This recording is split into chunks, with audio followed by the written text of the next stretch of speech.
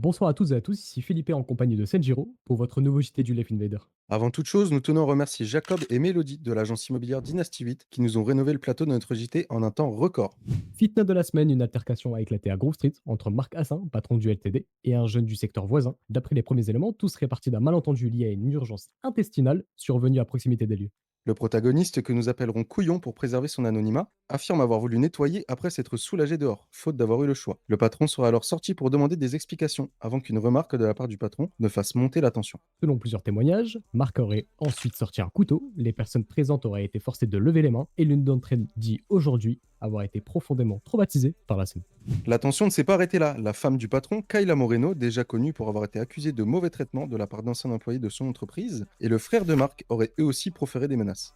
Le patron aurait même déclaré qu'il n'en aurait rien à foutre de perdre l'entreprise. De son côté, l'un des protagonistes assure que l'incident n'avait rien à voir avec le LTD et qu'il aurait simplement fallu lui laisser le temps de nettoyer avant que tout ne dégénère.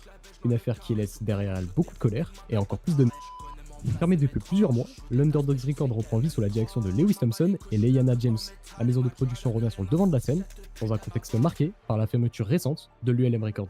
Effectivement, Felipe, après un contrôle fiscal de l'IRS, la direction de l'ULM Records n'avait pas pu justifier plusieurs dépenses pour un montant de plus de 5 millions de dollars. Les nouveaux dirigeants de l'UDD assurent vouloir relancer proprement la structure et tourner la page. Ils ont tenu à adresser un court message au public. Bonsoir à tous, c'est Lewis Thompson, le patron d'Underdogs. Si je suis là aujourd'hui, c'est pour vous faire passer un petit message. Que vous soyez artiste, ingé son, graphiste, on recherche des gens motivés et dynamiques. On se retrouve bientôt à l'Underdogs. Ils disent vouloir redonner à leurs artistes le prestige qu'ils méritent pour qu'ils soient de nouveau traités comme de véritables stars. Une nouvelle ambition qui pourrait rebattre les cartes dans le paysage musical local.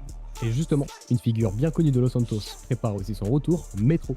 L'artiste reviendra avec un tout nouveau son, intitulé Metro is Back.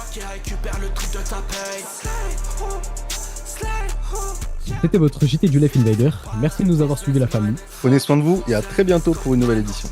Tu te rends compte, je faisais plus de tal que Mélo à l'ULM alors que je faisais de la fraude fiscale.